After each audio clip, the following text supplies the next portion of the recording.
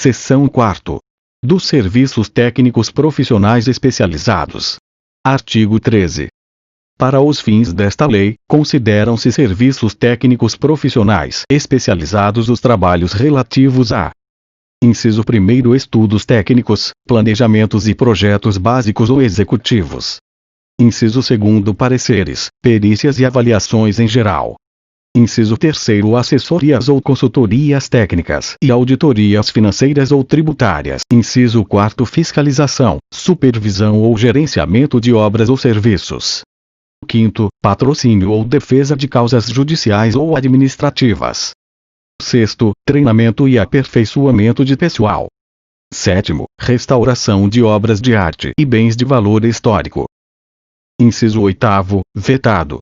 Parágrafo 1º, ressalvados os casos de inexigibilidade de licitação, os contratos para prestação de serviços técnicos profissionais especializados deverão, preferencialmente, ser celebrados mediante a realização de concurso, com estipulação prévia de prêmio ou remuneração.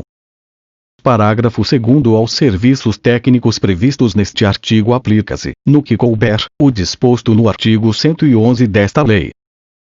Parágrafo 3º, a empresa de prestação de serviços técnicos especializados que apresente relação de integrantes de seu corpo técnico em procedimento licitatório ou como elemento de justificação de dispensa ou inexigibilidade de licitação, ficará obrigada a garantir que os referidos integrantes realizem pessoal e diretamente os serviços objeto do contrato. Seção 5ª. Das compras. Artigo 14. Nenhuma compra será feita sem a adequada caracterização de seu objeto e indicação dos recursos orçamentários para seu pagamento, sob pena de nulidade do ato e responsabilidade de quem lhe tiver dado causa. Artigo 15. As compras, sempre que possível, deverão: inciso 1º, atender ao princípio da padronização, que impõe a compatibilidade de especificações técnicas e de desempenho, observadas, quando for o caso, as condições de manutenção, assistência técnica e garantia oferecidas. Inciso 2º, ser processadas através de sistema de registro de preços. Inciso 3º, submeter-se às condições de aquisição e pagamento semelhantes às do setor privado. Inciso 4º, ser subdivididas em tantas parcelas quantas necessárias para aproveitar as peculiaridades do mercado, visando economicidade. 5º, balizar-se pelos preços praticados no âmbito dos órgãos e entidades da administração pública. Parágrafo 1º, o registro de preços será precedido de ampla pesquisa de mercado. Parágrafo 2º, os preços registrados serão publicados trimestralmente para orientação da administração, na imprensa oficial. Parágrafo 3º, o sistema de registro de preços será regulamentado por decreto, atendidas as peculiaridades regionais, observadas as seguintes condições. Inciso 1º, seleção feita mediante concorrência. Inciso 2º, estipulação prévia do sistema de controle e atualização dos preços registrados. Inciso 3º, validade do registro não superior a 1 ano. Parágrafo 4º, a existência de preços registrados não obriga a administração a firmar as contratações que deles poderão advir, ficando-lhe facultada a utilização de outros meios, respeitada a legislação relativa às licitações, sendo assegurado ao beneficiário do registro preferência em igualdade de condições. Parágrafo 5º, o sistema de controle originado no quadro geral de preços, quando possível, deverá ser informatizado.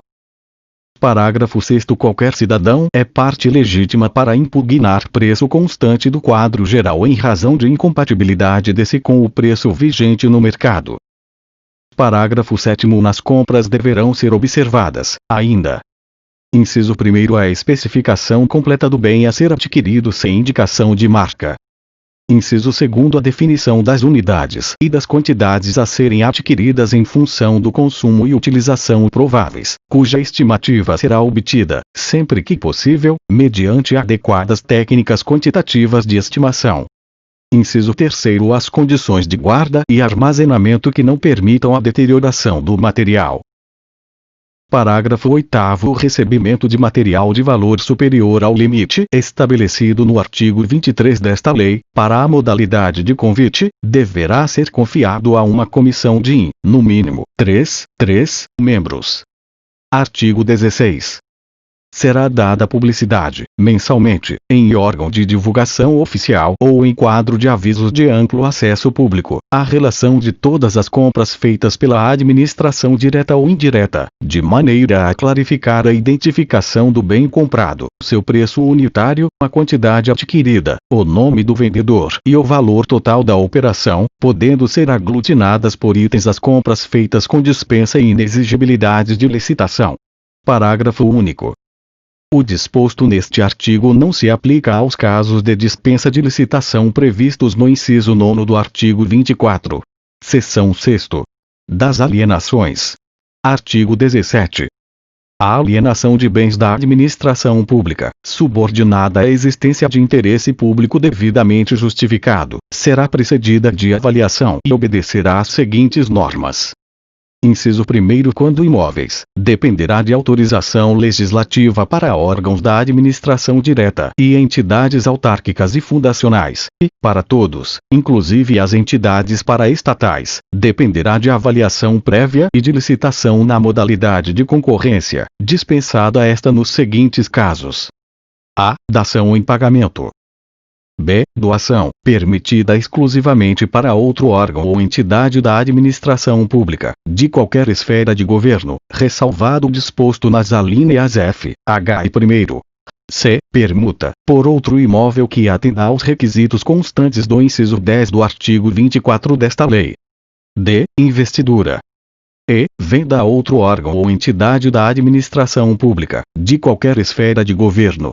F. Alienação gratuita ou onerosa, aforamento, concessão de direito real de uso, locação ou permissão de uso de bens imóveis residenciais construídos, destinados ou efetivamente utilizados no âmbito de programas habitacionais ou de regularização fundiária de interesse social desenvolvidos por órgãos ou entidades da administração pública. G. Procedimentos de legitimação de posse de que trata o artigo 29 da Lei nº 6.383, de 7 de dezembro de 1976, mediante iniciativa e deliberação dos órgãos da administração pública em cuja competência legal inclua-se tal atribuição.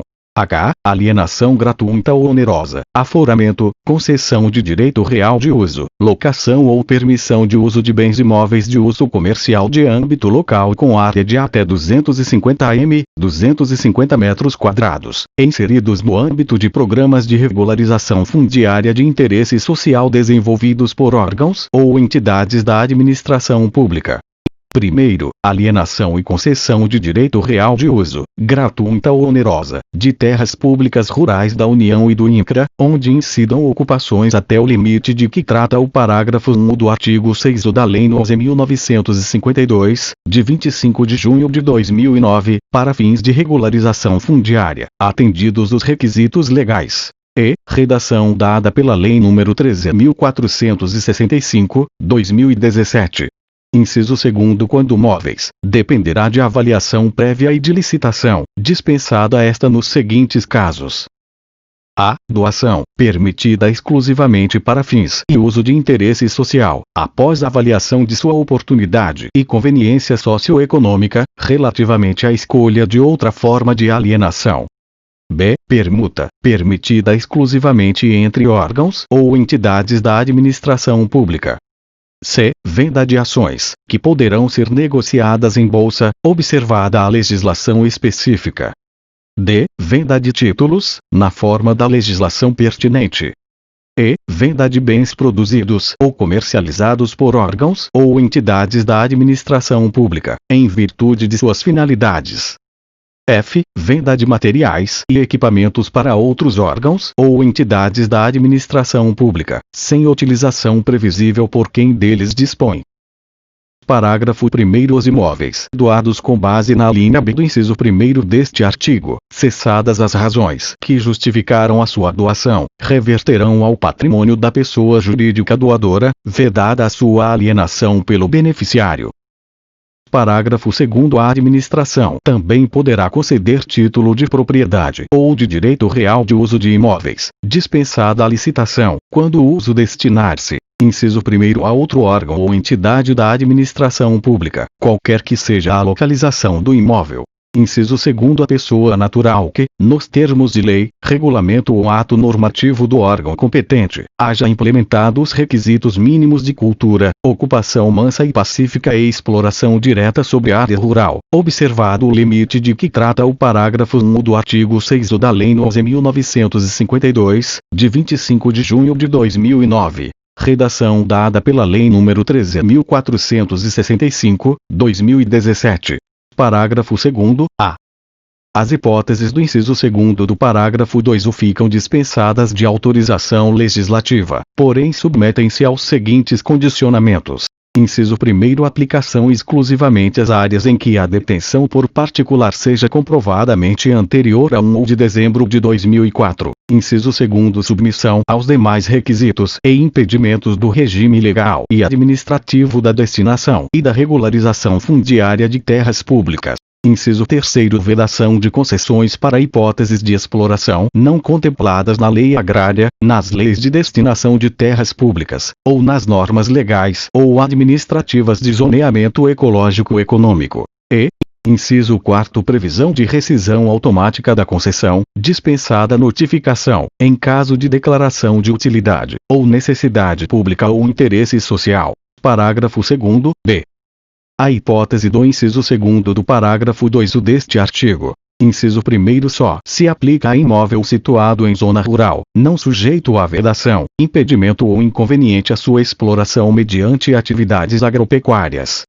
Segundo, fica limitada a áreas de até 15 módulos fiscais, desde que não exceda 1.500 hectares, vedada a dispensa de licitação para áreas superiores a esse limite.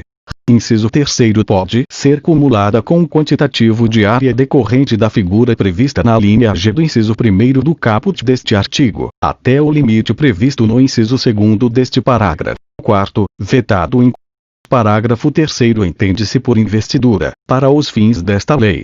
Inciso 1º, a alienação aos proprietários de imóveis lindeiros de área remanescente ou resultante de obra pública, área esta que se tornar inaproveitável isoladamente, por preço nunca inferior ao da avaliação e desde que esse não ultrapasse a 50%, do valor constante da alínea A do inciso 2º do artigo 23 desta lei. Inciso 2º, a alienação, aos legítimos possuidores diretos ou, na falta destes, ao poder público, de imóveis para fins residenciais construídos em núcleos urbanos anexos a usinas hidrelétricas, desde que considerados dispensáveis na fase de operação dessas unidades e não integrem a categoria de bens reversíveis ao final da concessão. Parágrafo 4º, a doação com encargo será licitada e de seu instrumento constarão, obrigatoriamente, os encargos, o prazo de seu cumprimento e cláusula de reversão, sob pena de nulidade do ato, sendo dispensada a licitação no caso de interesse público devidamente justificado. Parágrafo 5º, na hipótese do parágrafo anterior, caso o donatário necessite oferecer o imóvel em garantia de financiamento, a cláusula de reversão e demais obrigações serão garantidas por hipoteca em segundo grau em favor do doador. Parágrafo 6º, para a venda de bens móveis avaliados, isolada ou globalmente, em quantia não superior ao limite previsto no artigo 23, inciso 2º, a linha B desta lei, a administração poderá permitir o leilão. Parágrafo 7º, vetado. Artigo 18. Na concorrência para a venda de bens imóveis, a fase de habilitação limitar-se à comprovação do recolhimento de quantia correspondente a 5% da avaliação. Artigo 19. Os bens imóveis da administração pública, cuja aquisição haja derivado de procedimentos judiciais ou de dação em pagamento, poderão ser alienados por ato da autoridade competente, observadas as seguintes regras. Inciso 1º, a avaliação dos bens alienáveis. Inciso 2º, comprovação da necessidade ou utilidade da alienação. Inciso 3º, a adoção do procedimento licitatório, sob a modalidade de concorrência ou leilão,